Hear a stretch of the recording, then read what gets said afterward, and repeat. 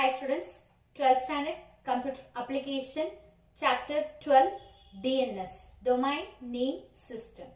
In this video we are going to learn about URL uniform resource locator and DNS components. Now let us start. So the first URL stands for uniform resource locator. So here it is the address of document on the internet. It is the address of document on the internet. So here URL is made up of 4 parts. It is made up of 4 parts, that is domain name or host name, protocols and file name, folder name. So here the URL is made up of 4 components, that is domain name or host name, and then protocol, then folder name and file name. And next one, here each part has its own specific function. So depending on the applications, the additional information can be added to the URL, but the common and fundamental URL consists of these 4 parts. Now let us see the example. For example, http:// and cms.tn.gov.in and sites default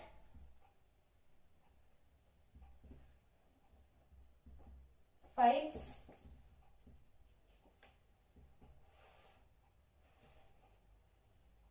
press release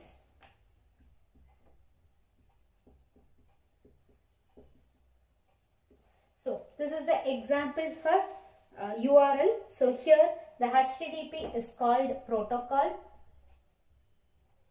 and cms.tn.gov.in, it is host name or domain name. And next one is sites to up to press release, this is called a folder name. And last one is the image file, this is file name. So here the URL is made up of the 4 parts, there is protocol, host name, folder name and file name. So these are all the basic information which can be obtained from URL. So the next one is URL type.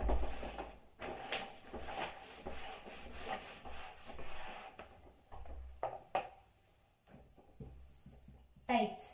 So here it has 2 types of URL. One is absolute URL and another one is relative URL. One is absolute URL and another one is relative URL. So the first one is absolute URL. So here it is the complete address of a document.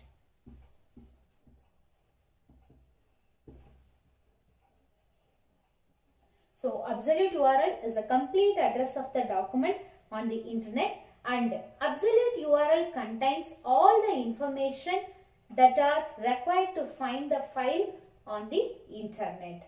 So here these all are similar to a postal address. If any of the information is missing, then the post will not be delivered to the right person. Similarly, if any one of 4 parts is missing, then the browser would not able to link the specific file. So all 4 parts is very important in absolute URL. So we need all 4 parts, that is protocol, host name, folder name and file name. So we need, in absolute URL, it need all the 4 parts to search a specific websites in internet. And next one is relative URL. It is a partial address.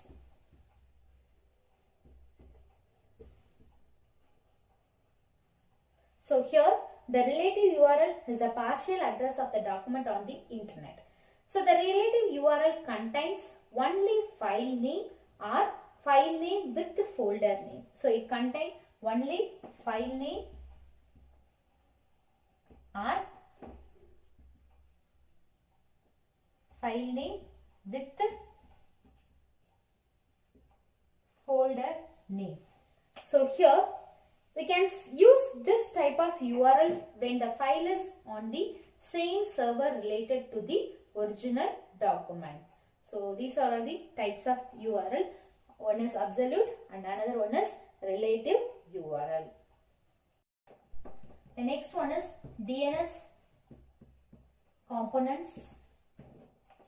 So here the DNS is categorized into 3 components. So the DNS, it has 3 components, that is namespace, name server,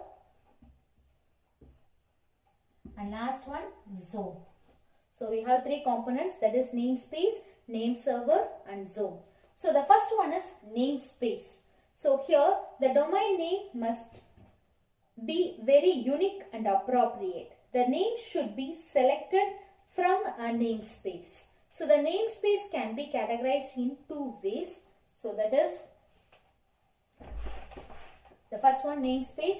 So namespace means it is a very unique and appropriate. So it categorized into 2 ways. That is, one is flat namespace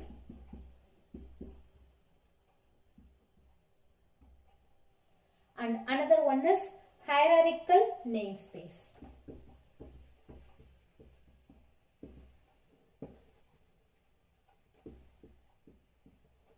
One is flat namespace, another one is hierarchical namespace. So in flat namespace is where the name is assigned to the IP address. So here the name is assigned to IP address. Next, they do not have any specific structure. So they do not have any specific structure. In this flat namespace, some meaningful names are given to IP address for accessing. So here we give some meaningful name.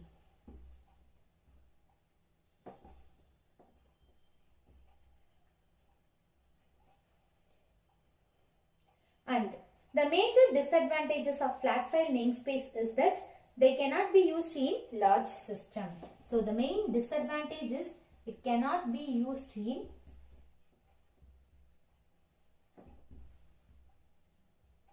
large system because they need to be accessed and controlled centrally to avoid ambiguity and redundancy. But it is difficult in flat namespace. So to avoid these major disadvantages, the hierarchical namespace is used in large. So the next one is hierarchical namespace. So here where the name is made up of several parts. So in hierarchical namespace, it is made up of several parts. So that is, the first part is represent the nature of organization. The first part is nature of organization and second part is name of organization and third part is department of organization. So here hierarchical namespace is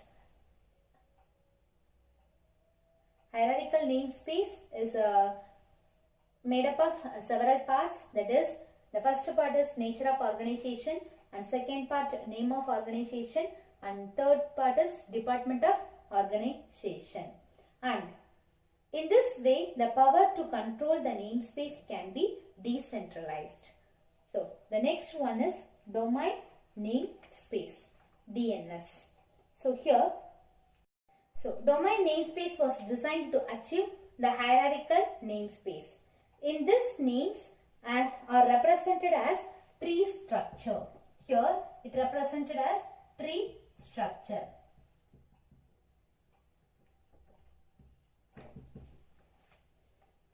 Tree structure, and then with a root element on the top, and this tree can have maximum 128 levels. So it have maximum 128 levels, that is from the root, starting from the root element, taking the level 0 to level 127. So here, domain namespace, it was designed to achieve the hierarchical namespace, and then this name are represented as a tree-like structure with a root element on the top of, and this tree can have maximum 128 levels, and starting from root element, taking the level 0 to level 127. And here, the domain namespace where the root element is present at the topmost level, that is level 0. It is topmost level.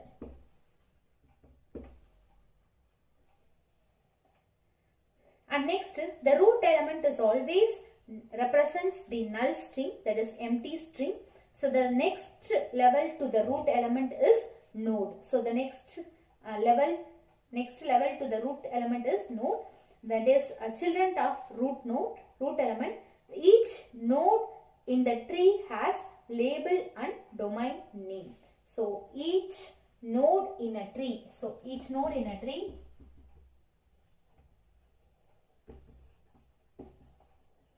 have label and domain name. So here DNS, it's a tree structure. It follows 128 levels, maximum 128. So it starts with a 0 and end with 127. Thank you, students.